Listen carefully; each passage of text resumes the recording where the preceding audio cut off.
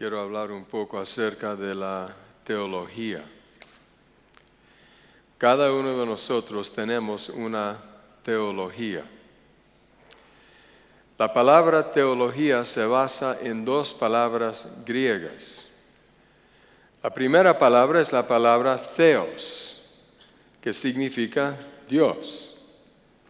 La segunda palabra es la palabra logos, que significa palabra. Así que la teología son las palabras que hablamos acerca de Dios. O sea, la teología es nuestro entendimiento de Dios. Es decir, cuando escuchamos la palabra Dios, hay algo que nos viene a la mente, una imagen, un retrato, una filosofía, un pensamiento.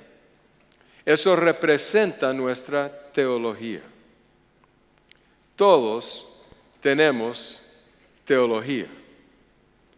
Mayores de edad, jovencitos, estudiantes, profesionales, todos tenemos una teología. Lo que quiero preguntarles en esta tarde es, ¿cuál es tu teología? Mi hijito Austin tenía teología, una teología aún cuando era chiquitito.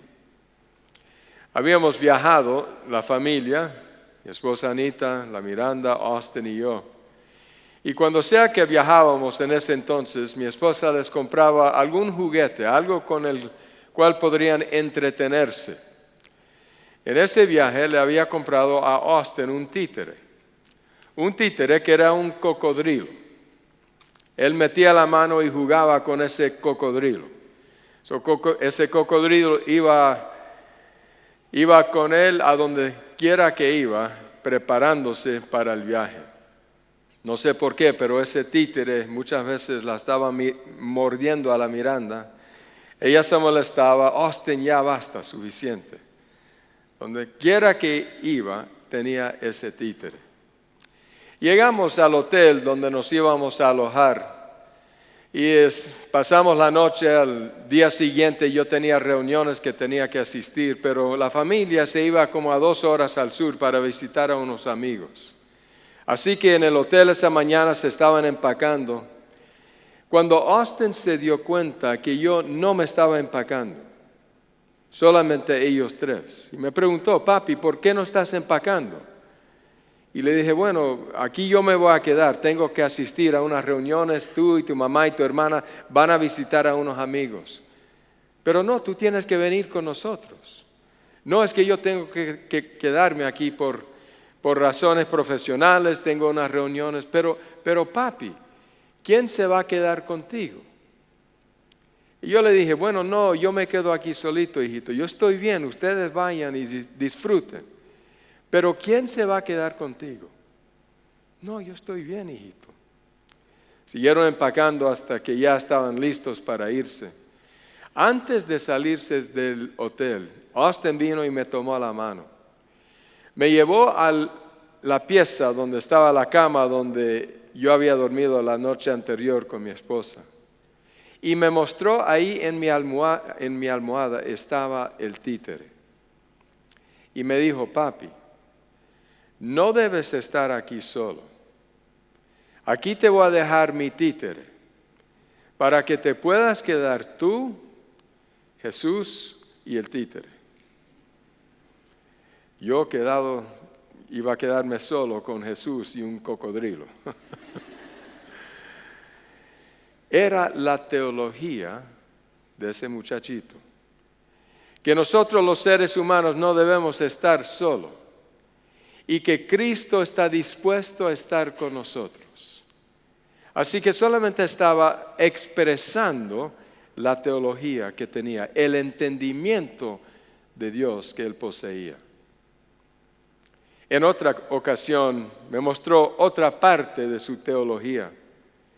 Estábamos 3 en el auto, la Miranda, el Austin y yo estaba manejando y ellos estaban sentados en la parte trasera del auto y parece que él la estaba molestando.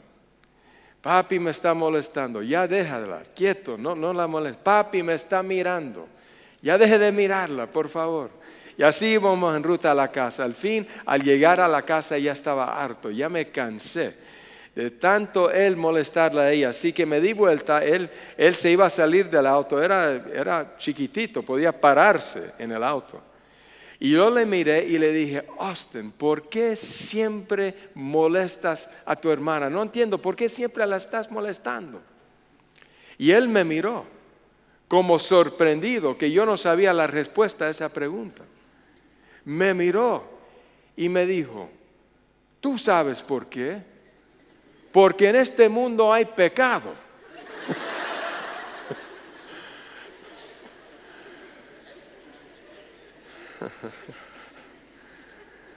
Otra parte de su teología. ¿Cuál es tu teología? Todos tenemos una teología. ¿Cómo explicamos a Dios? ¿Cómo entendemos a Dios? Cuando alguien menciona la palabra Dios, todos tenemos algo que nos viene a la mente. En los Estados Unidos, en la Universidad de Baylor, hicieron una investigación. Querían saber en qué Dios creen los estadounidenses. ¿En qué Dios creen? Así que hicieron su investigación y escribieron los resultados. Resulta que en los Estados Unidos existen, descubrieron ellos, 4 entendimientos de Dios, o sea que la población cree en 4 dioses diferentes. El primer Dios le pusieron por nombre el Dios autoritario. Un Dios autoritario, un Dios sumamente severo. Un Dios lleno de ira, un Dios listo para afrontar a los hombres, a las mujeres, un Dios que realmente podríamos decir está enojado con los seres humanos. Ese fue un Dios en que creen de las poblaciones de los Estados Unidos, un Dios autoritario. Segundo Dios, un Dios crítico. No era un Dios tan severo como el primero. Está involucrado en las cosas de los seres humanos. Está interesado en tu vida. Pero siempre está criticando. Esperando el momento de señalar cómo has hecho algo malo. De condenarte. De comentar en una manera negativa sobre tu vida. Un Dios crítico. El tercer Dios. Un Dios distante. Un Dios que no tiene interés en tu vida, en tus quehaceres, en los asuntos de los seres humanos. Un Dios que creó el mundo, pero entonces lo dejó solo, para que los seres humanos hagan sus propias decisiones y salga lo que salga, es vida de ellos. Autoritario, crítico, distante. Pero entonces descubrieron que existe un cuarto Dios, que hay un cierto porcentaje de las personas en los Estados Unidos que creen en un Dios benévolo, un Dios lleno de amor, un Dios que se interesa en tu vida, un Dios que tiene el deseo de guiar tus decisiones, un Dios que desea bendecirte. Lo que yo me pregunto en esta tarde es, ¿cuál es tu Dios? ¿Autoritario? ¿Crítico? ¿Distante? ¿Benévolo?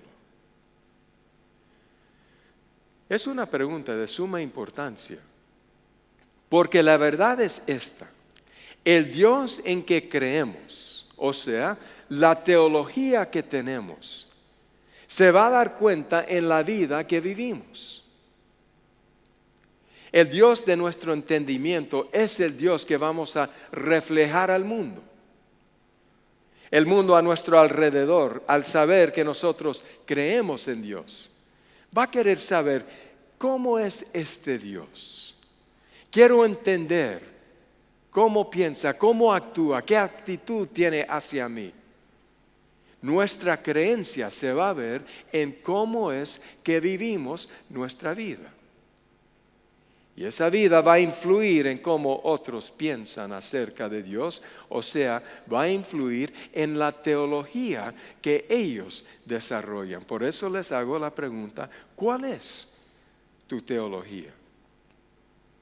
Quiero leerles de las palabras del libro El deseado de todas las gentes, escrito por la señora Elena G. de White. Dice esto: en Cristo está la ternura del pastor, el afecto del Padre y la incomparable gracia del Salvador compasivo. Él presenta sus bendiciones en los términos más seductores. No se conforma con anunciar simplemente estas bendiciones, las ofrece de la manera más atrayente para excitar el deseo de poseerlas.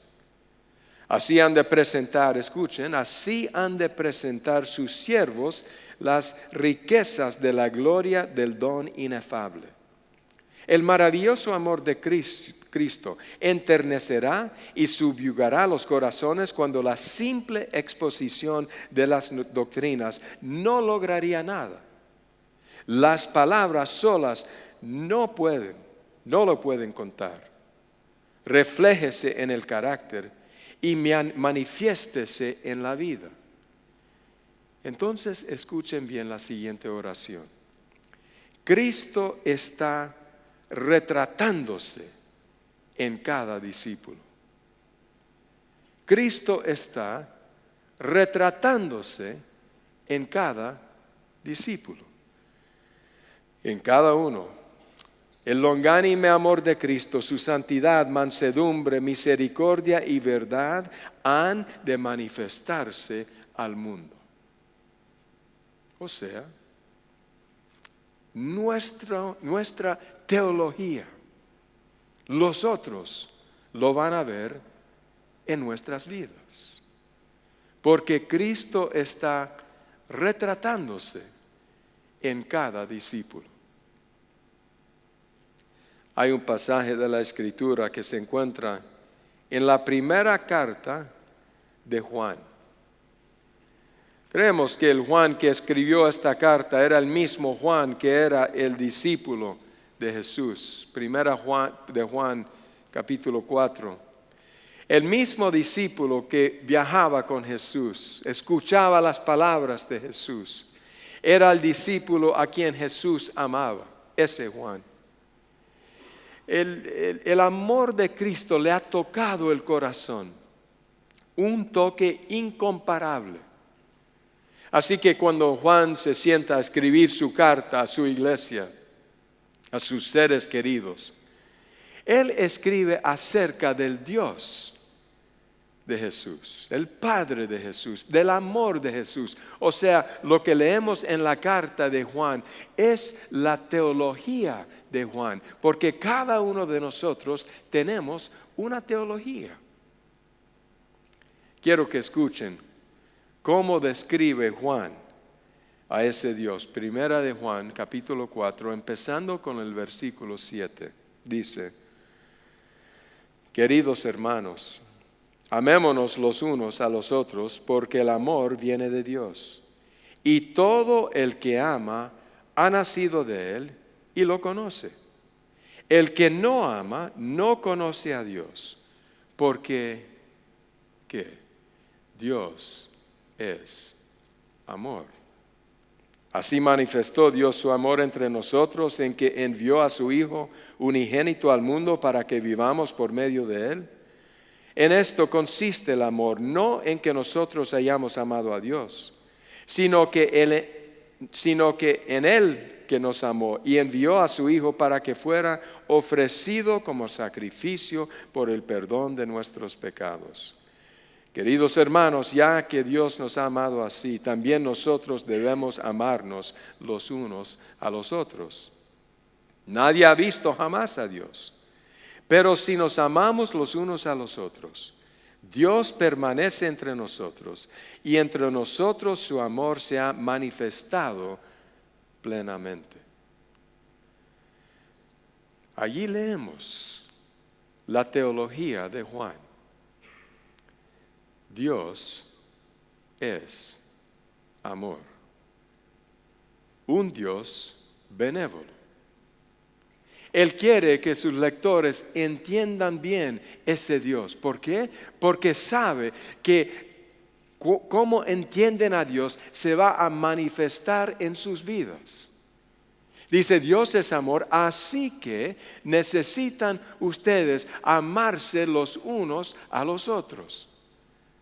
Esa teología va a influir las decisiones que tomamos, las acciones que hacemos, el amor que manifestamos. Dios es amor. Así dice Juan, tienen que amarse los unos a los otros, porque de esa manera el toque de Cristo se va a manifestar en el mundo hoy en día. Termina ese párrafo con algo muy interesante. Otra vez el versículo 12 dice, nadie ha visto jamás a Dios. O sea, Dios es invisible. El ojo del ser humano no puede ver a Dios. Nadie jamás ha visto a Dios. Pero, dice Juan, si se aman los unos a los otros, en ese acto de amarse, Dios se manifiesta. Es decir, aún el Dios invisible se puede ver con el ojo humano cuando nos amamos los unos a los otros. Así es el amor de Dios. En verdad, así es con la teología y con la vida. La teología de uno se puede ver en la vida que uno vive. En los Estados Unidos hace algunos años, Hollywood produjo una película que se titula United 93. Cuenta la historia, una parte de la historia del 9/11. Es una película difícil de ver, porque uno ya sabe cómo va a terminar esta historia. Cuando yo la vi, tenía el anhelo de que de alguna manera terminara en una forma diferente la historia, pero ya sabía cómo iba a terminar. Se cuenta la historia en esa película de una de las 4 aeronaves. Las primeras 3 chocaron en torres, en la ciudad de Nueva York o en Washington, D.C. Pero la 4ª aeronave volaba hacia Washington. Pero sucedió algo en la aeronave que prevenió que la aeronave llegara a su destino. No se puede saber con certeza exactamente todo lo que sucedió en esa aeronave, pero lograron reconstruir mucho de lo que pasó, de las grabaciones de la cabina del piloto, también de las llamadas telefónicas que hicieron los pasajeros. Y se cuenta la historia de qué sucedió al fin. Hay una escena que para mí fue una escena de sumo interés. Ha llegado el momento clave en el viaje de la aeronave. Los terroristas 2 están en la cabina del piloto. Hay un terrorista parado afuera de la puerta de la cabina. Les ha dicho a los pasajeros, yo tengo una bomba, va a explotar si me atacan. No la tenía, pero estaba amenazando, tratando de asustarles. Los pasajeros se habían reunido en la parte trasera del avión. Estaban hablando, se estaban diciendo los unos a los otros a medida de las llamadas telefónicas. No nos van a llevar a un aeropuerto y aterrizar y tratar de hablar con las autoridades. No van a hacer eso. Ya van 3 otras aeronaves que han chocado. Todos han muerto. Se han dado cuenta de lo que va a suceder. Así que se han puesto de acuerdo. Tenemos que hacer algo. Si tiene bomba o no, no sabemos, pero no podemos quedarnos aquí sin hacer nada. Tenemos que actuar, tenemos de tratar de salvarnos la vida o por lo menos salvarles la vida a otros en edificios, quizás en Washington o Nueva York. Tenemos que actuar. Llega el momento clave. Primero, la cámara muestra la cabina del piloto. Un terrorista en control de la aeronave. El otro terrorista, ¿qué está haciendo? Está orando. Orando al Dios de su entendimiento. Rogándole a ese Dios que dé éxito a esta misión. Orando. Entonces, la cámara muestra a los pasajeros agrupados, llenos de temor. ¿Y qué están haciendo?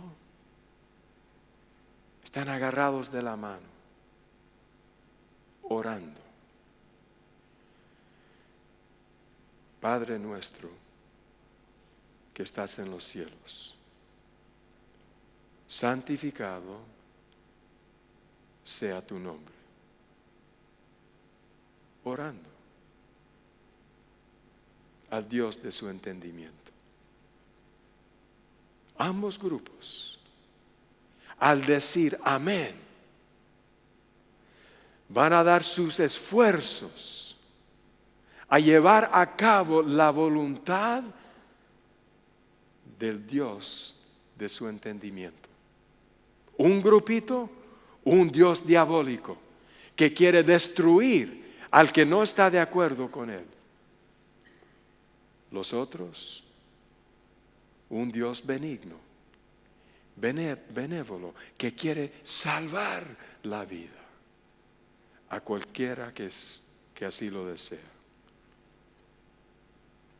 La teología influye sobremanera en cómo es que vivimos nuestras vidas.